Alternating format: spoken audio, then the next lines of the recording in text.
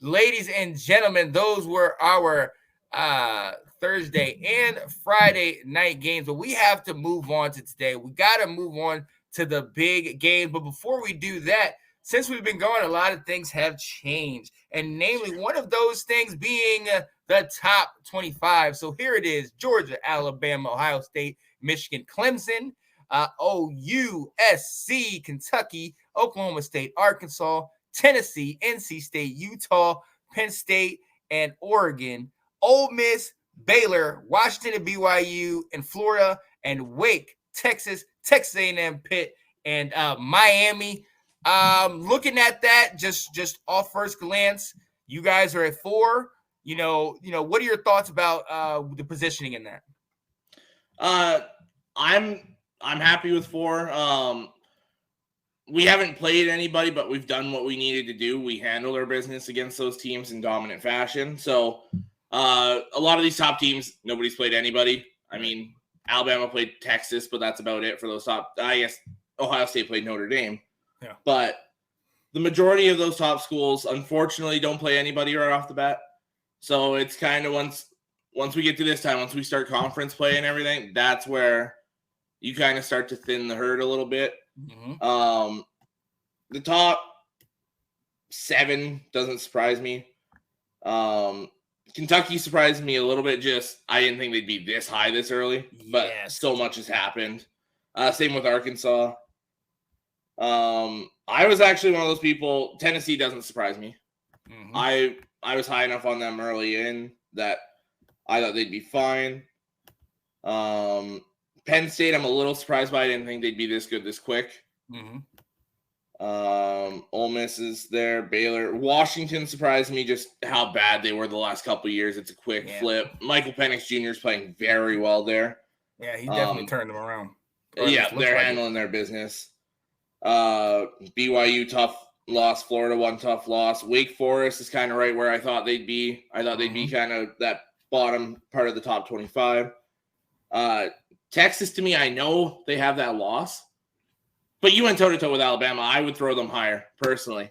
Absolutely. As much as we hate on Texas for always being back, they're better than the 22nd best team in college football, I think. Right. A&M, Pitt, and Miami, they've all had that 1 tough loss. Yep. A&M had the worst loss, obviously, but they're probably the better team of all 3 of them. Mm-hmm. So, I'm fine overall with the majority of the top 25. Yeah. And then just those teams right on the outside, you've got Michigan State, Florida State, Appalachian State, and North Carolina all right on that edge there. They're all right there, baby. They all handle their business this week. They might all climb in. Oh yeah. Now North Carolina playing Notre Dame, and we'll talk about that a little later. I felt peace and calm a week ago. I didn't have to stress about a game, so yeah, I'm not going to bring that back. But hey, let's start early. Obviously, Georgia playing Kent State. Nah, we already know that's not even going to be on TV because they're don't watch it if you have it. Don't right, no, they're not broadcasting that. But if we go to even number 2 in a game that in most years is definitely a blowout, you got number 2 Alabama versus Vanderbilt. Vanderbilt being 3-1, only losing to Wake Forest. In all reality, I can't sit here and say that Vanderbilt's going to really threaten Alabama.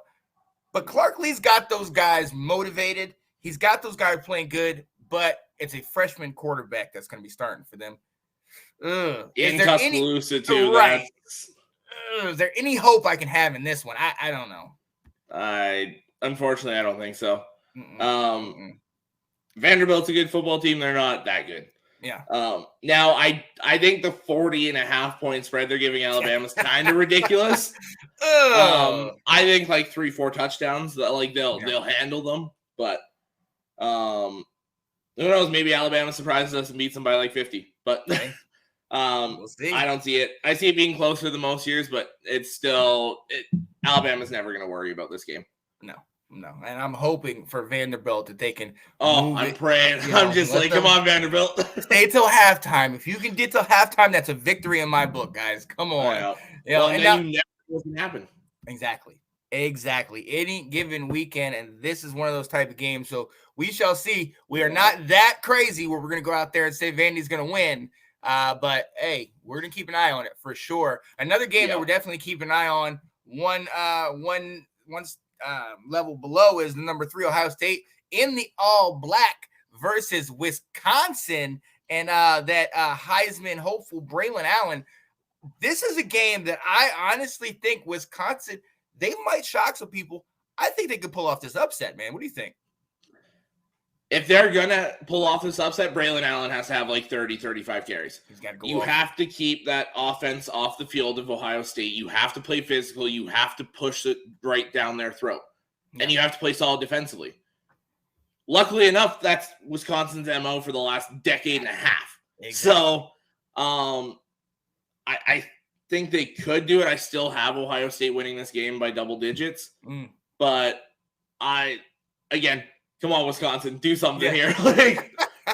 Give us something. Give us something. And look, it's going to have to be a ball-controlled attack. Like you said, Braylon Allen's going to have to definitely run for a lot of yards. And time of possession is going to be key. Keep Smith and Jigba, Travion Henderson, Marvin Harrison Jr. and C.J. Stroud off of the field and keep running the ball. Hopefully, we can get Wisconsin going, because if you get in a shootout, you're not. I don't know if you're going to be that offense. Graham Mertz ain't that guy. He's not. Nah, they're not going to be able to hold up with Ohio State. So this is going to be an interesting one. But this has major implications, because obviously Ohio State needs to continue to win, just like another team. Your team needs to continue to win, and they are playing undefeated Maryland. Woo! This is going to be quite interesting. Back in the Big House, ladies and gentlemen. Yes, I was in the Big House a week ago with Kate, who is there today. It was an amazing experience. One of the best stadiums I've ever seen and been in. It is. You see it on TV, and TV will never, ever, ever, ever, ever do it justice. Yeah. Being there, we have videos with where we saw the whole football team get off the bus and go into the Big House with your boy John Harbaugh, and he wasn't wearing khakis. He was not wearing khakis, and it was crazy. We were right there. Kat and Kate actually got to take a picture and talk to Jawan Howard. Because the basketball, I'm so jealous about that. Oh man, you gotta come, and there's so many people there that you would love to meet and talk to. But it was such a beautiful stadium, and I mean, just huge. The aura, everything that you heard about it is absolutely true. That's definitely a game you want to see, and it's going to be live today, going up against Maryland, a team that you've said NFL type talent at wide receiver. Our intro video has you talking about Tagovailoa. Is this a threat today? Like, is this going to be something where it's a 34-27, or is it 45-21 late in the third? This is such a tough one to call, because we haven't seen Michigan play anybody yet. Yeah. Blake Corum said it in his press conference on Monday or Sunday, or right after the game on Saturday, whatever it was, is we don't know how good we are yet, because we haven't faced any adversity whatsoever. So it seems like these guys are locked in, ready to go, and they're not feeling themselves a little too much. But to me, this is the definition of a trap game. Yeah. Maryland's salivating to get into this game and show the world what they can do, because you want to talk about a team that's back. Maryland is back. Yep. You got Talia Tagovailoa, Rakeem Jarrett, I had just Dante Demas. You've got so many talented players, especially on offense, but that defense isn't a slouch either. No. They can limit your offense. So there's all this hype on Corum and McCarthy and all these guys. Offensively, you better show up today and do your job. Yeah. But defensively, we've seen the pass rush and everything do well, and the corners are playing exceptionally well. But again, you haven't played anybody. These corners are going to be tested today. The secondary will be taken to its limit, I think. Yeah. I kind of feel the same way as the Ohio State-Wisconsin game. I think Michigan will win by double digits, but it's not going to be as dominant as some people expect, for sure. Yeah. Oh, absolutely. Absolutely. And again, I go back to the same things that I said about Wisconsin and Maryland. You got to keep the ball on the ground. We know about the air attack, but I am not as worried about y'all secondary against their air attack, even though, they are solid. I'm more worried about the ball control. We know Roman Hemby a week ago had over 100 yards. He has almost 303 touchdowns this year, but he's averaging 9 yards a carry. Now, mind you, that's against a Buffalo. That's against SMU. You know what I mean? These are not, top quality programs, but at the same time, he's still moving that ball, getting, I believe, over 150 a week ago. So I'm interested to see if that running game can continue to push the ball down the field, continue to draw some of your defense in the box, so then maybe they can take a shot and actually utilize some of those top tier talent at wide receiver, because that's going to be huge, keeping you guys off the field. And the other thing, obviously, I want to see something I've talked to you about, something we'll talk about later, your quarterback. JJ McCarthy's getting all this hype.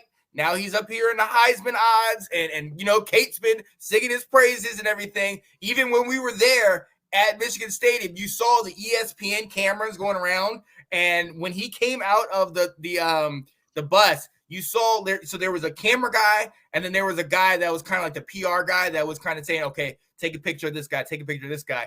When McCarthy came out, the PR guy was like, that guy, that guy. You know what I mean? And McCarthy knew it. So McCarthy looked back and then kind of did one of those into the camera. Like, you know what I mean? He understands it, and I think he's going to be good in the moment. But I want to see him have a Heisman moment. I want to see him, really make something happen today, because today I think is going to be, like you said, a true test. Oh, absolutely. So anyone that's expecting a blowout here, watch the game. You'll see otherwise, I think. Absolutely. So we will definitely see. And look, those are just a couple of the major ones, but there's a number of other games on this slate that are going to be absolutely amazing. Arkansas, Texas A&M, that's going to be a really good game. Really good game now. In Jerry World. Right. Texas A&M, we've seen they lost to App State, who you and I have both said are no slouches. People need to stop sleeping on them. Stop calling them a sneaky team. This is a top quality program who is proving it week in and week out. This is the type of program where if we had a 12 team, they need to be in there. They're in there for sure. Oh, absolutely. They can play with any team in the country, and they're proving it week in and week out, and they proved it against Texas A&M. And now you got Arkansas on the other side, who a week ago, Missouri State gave them a whole heck of a lot of trouble. So what am I seeing today? I got two teams that are kind of, I don't want to say in limbo, but they need a W today. Yeah, both of these teams absolutely do. Being in the SEC with one loss, you get that second one, your season's over already. So a lot of these teams that they have a puncher's chance still in that SEC, whether people like it or not. A&M beat Alabama last year. So, you've got these teams that still have their chance. Arkansas, again, is going to have to dominate the ground game. Like they did against South Carolina and all these other teams. Pound that rock with your quarterback, with your running back, doesn't matter who it is. Control this game. And for A&M, they're the more talented team. They absolutely are. Number one recruiting class. They've been up near the top of the recruiting class for the last and pretty much since Jimbo's been there. Use that talent. Get this job done. Get back up in the rankings and get a quality win again. Because for A&M, you start building that resume. You beat Miami. You beat Arkansas now, and you start collecting these big-time W's. Then you have a conversation to be in. But if you, like I said, either team loses this game, the season's over. And as long as we still have this just Final Four, and you basically have to win your conference, you're gonna need a miracle. A bunch of teams losing out in order for you. You're gonna need so much help. So you got to get the W. Period. Point blank. So let's see if that can happen. Alex, I'm gonna come to you, man. We know there's a number of teams in the top 25. Some that are playing big name matchups, and some that are maybe not playing what other people would consider big name matchups. What are some of the games you're looking for today? So for me, Oregon, Washington State, I think could be sneaky good. That conference game. Oregon's been they've been really good other than when they got dominated by Georgia. I think that's absolutely a good one there. Tennessee, Florida, I think is going to be an unreal game. 11 versus 20 there. And the other one I'm kind of looking at here, 17th ranked Baylor going on the road to Iowa State. They have them as the underdogs. Yeah. Like I don't know. I think Baylor's going to go in and handle their business there, but that's another one that's kind of like, maybe that's not what people are going to expect today. Yeah. I mean, you got to look back. You got to look at, like I had said before, you look at Iowa State. They put up 42 against Southeast Missouri State. Okay. They were able to win a slugfest with Iowa. And I'm just talking just gut shots, just hitting in, 15 rounder. They won 10-7 against a very, very stacked defense of Iowa, and then blow out Ohio again. Two of those teams might be considered cupcakes. Baylor is not that. This will be definitely a test, and we're going to see. We know Breece Hall is gone. We know Brock Purdy is gone. Both those are in the NFL. You got Deckers coming in here. You got Brock. But the thing is, you have Xavier Hutchinson returning from a year ago. He has over 300 receiving yards. They're going to need to go to him, and he's going to need to make some big plays deep, early, and often if they're going to want to play with Baylor, because we know what Baylor's coming with. Baylor's got the offense, and most importantly, they have a defense. And this has the potential to be a blowout. But I'm trying to believe in Iowa State, man. Those Cyclones, man. I'm trying to believe in them. Hopefully, they can keep this thing close, man. I want to see that. Oh, I hope so too. I really do. Staying in the going to the Big Ten though. Penn State, Sean Clifford and Penn State, number 14. You talked about that. They're kind of this high. We still don't look at them as Penn State. The Joe pie and all that stuff. You're always kind of like, oh, well, yeah, they are a perennial, they are a program from the past, but I mean, are they back? Talk about Texas. Is Penn State back with Franklin?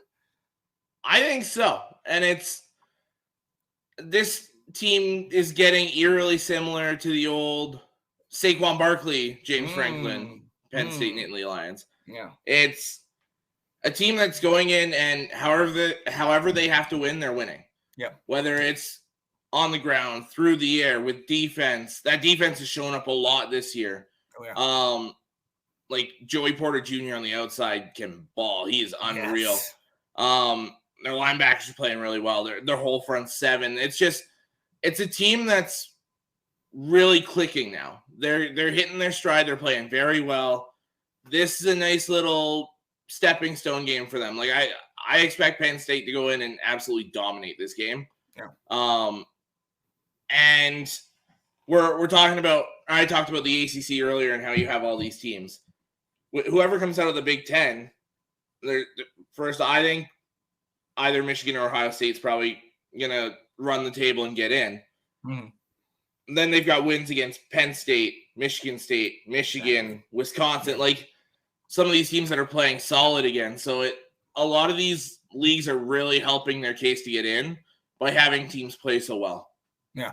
Oh, absolutely. And look, this is a game. I don't want them to sleep on the Chippewas. There's a running back and Lou Nichols that is absolutely amazing. Over 250 yards, 5 TDs thus far this year. But like you said, Penn State is a gutsy team. We talked about how, they played Purdue early in the year, and you had, Sean Clifford games of the year already. Right. Had that drive where he went 6 of 7 and led his team down for the game-winning TD against Auburn. I know that was a rout, but in that first quarter, you see Sean Clifford's running down the field, and he gets absolutely mollywopped by this Auburn dude and bounces back up and says, SEC, what?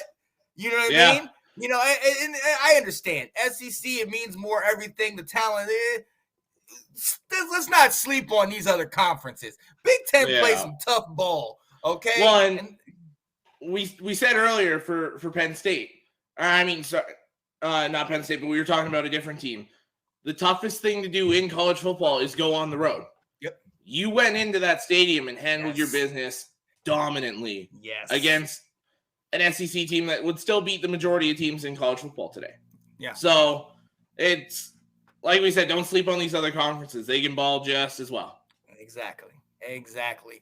So yeah, these, ladies and gentlemen, are a couple games. I know USC plays Oregon State. Both of these teams don't sleep on Oregon State. Exactly. And yo, Pac-12 is another one. Utah's ranked 13th. USC is 7th. Washington State, Oregon State, Oregon. Come on, baby. Yeah, they're showing up.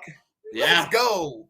Yo, I am excited. I am excited about that. Got to shout out this dude. I can't think of his name right now. I've been following him. He is a avid Oregon Duck fan. He came on there, and I first started watching him after the Georgia game because I was like, all right, you're an Oregon fan, diehard it seems. I want to hear what you have to say. And he actually broke it down. He was like, look, fans, don't jump off the bandwagon yet. We played. That's what it was supposed to look like if you played almost an NFL team. You know, they are that daggone good. And he kept talking through. He gave us keys to victory and showed what they've done in the next couple of weeks. And they haven't lost since. So shout out to him. Good ever since. Right. And this is one of those games that, hey, a couple injuries here and there for maybe Georgia. You play them later in the year. Who knows what happens? You've seen what they can do. Now let's see what Oregon can do. So we'll see where Oregon's going to come from later in the year. And there's so many games to touch on, but we just hit on a couple of these in the top 25. Thanks for watching. If you like that clip, be sure to check out the other great content from the Let's Talk Football community. And as always, please like, subscribe, and hit that notification bell so you'll be notified when more great content like this becomes available.